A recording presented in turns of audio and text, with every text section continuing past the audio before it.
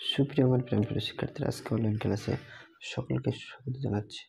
আজকে যে টপিক নিয়ে আলোচনা করবো, HSC higher mathematics first year chapter 3 সরলরেখার অঙ্কের সমাধান 3 তে পর্বে 1 সকলকে নতুন করে অবশ্যই স্বাগত জানাচ্ছি। সরলরেখা অধ্যায়টা আমাদের জন্য এতটাই গুরুত্বপূর্ণ যে কোনো বোর্ডে কিন্তু আমাদের এখান থেকে অবশ্যই অঙ্ক আসে প্রতি বছর। দেখো, আর এই যে অঙ্কটা আমাদের আছে, দেখো +2 বিন্দুটির পোলার স্থিরাঙ্ক নির্ণয় করবে। এটা কিন্তু আমাদের অ্যাডমিশন পরীক্ষা থাকে, যে কোনো বোর্ড পরীক্ষাতে থাকবেই। দেখো, হয়তো সংখ্যাগুলো পরিবর্তন থাকবে বা চিহ্নগুলোর পরিবর্তন, তাই তো? আচ্ছা, তাহলে আমরা যখন নির্ণয় করবো পোলার স্থিরাঙ্ক, তখন মাথায় রাখতে হবে পোলার স্থিরাঙ্ক যখন আমাদের নির্ণয় করতে হবে, তখন r, θ। আবার বলছি, পোলার স্থিরাঙ্ক যখন নির্ণয় করতে হবে, তখন r এর মান বের করতে হবে, θ এর মান বের করতে হবে। করার পরে স্থিরাঙ্ক যেহেতু বলছি, মাঝখানে কমা দিতে হবে এবং r এর মান প্রথম আর θ এর মান পরে লিখলে আমাদের উত্তর হয়ে যাবে। ওকে, আমরা r যখন লিখবো তখন আমরা সূত্র জানি। সূত্র কি জানি? r² = x² + y²। এটা সূত্র জানি। এখন কথা হলো, x এর মান কত? x এর মান কমার আগে ওটা হচ্ছে x এর মান, x এর মান 2, y এর মান কত বলো তো 2।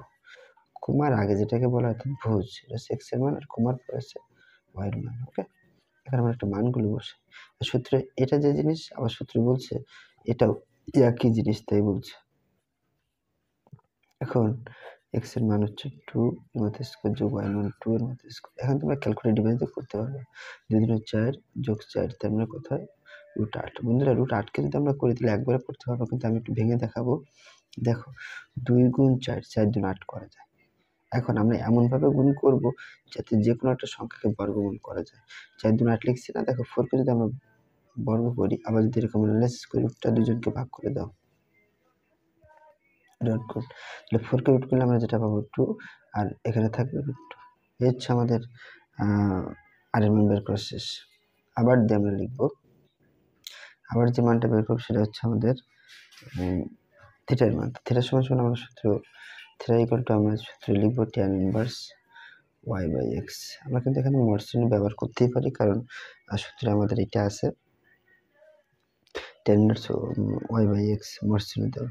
এখন কেউ দেখা যায় কি, বা বিভিন্ন আইটেমে যেটা আছে আর কি, সূত্র কিন্তু অনেক সময় দেখা যায় মসৃণ কি ব্যবহার করে না। তোমরা না চাইলে করতে পারবে, কারণ এটা হচ্ছে প্রথম পত্রে আমাদের সূত্র এটা আছে, এটা আমাদের ব্যবহার করে নেই।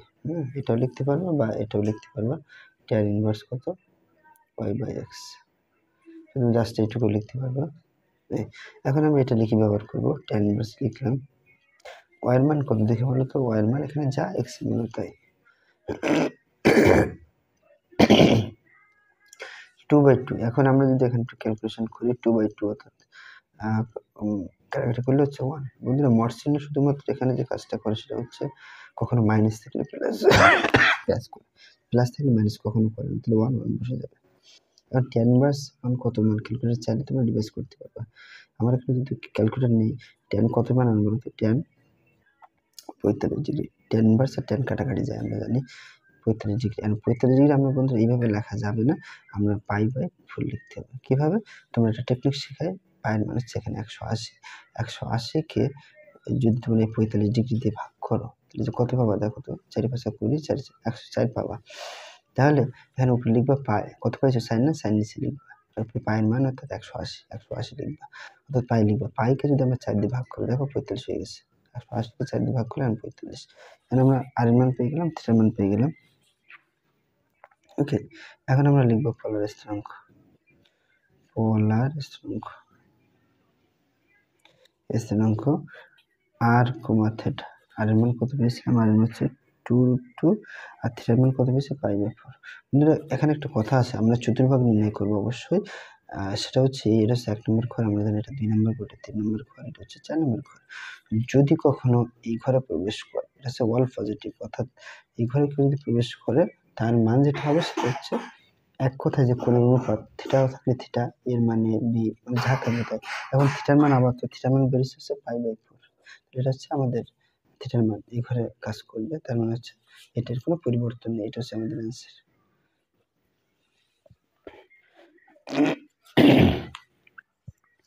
তাহলে আবার বলছি, θ = tan ইনভার্স আমরা এই সূত্র ব্যবহার করতে পারি, আবার কেউ চাইলে এটাও করতে পারবে। করার পর এখান থেকে মানটা বের করবো। যদি কখনো এই মানটা আমাদের অর্থাৎ প্রথম চতুর্ভাগ, এটা বলে প্রথম ঘর, প্রথম চতুর্ভাগে হয়, 4টি ভাগ বলে চতুর্ভাগ, প্রথম চতুর্ভাগে হয়, তখন মানটা পরিবর্তন হবে না, এটা থেকে যাবে। এই হচ্ছে আমাদের অ্যান্সার। প্রথম চতুর্ভাগে ছিল কিন্তু পরিবর্তন নেই। ধন্যবাদ সকলকে, নেক্সট দেখা হবে।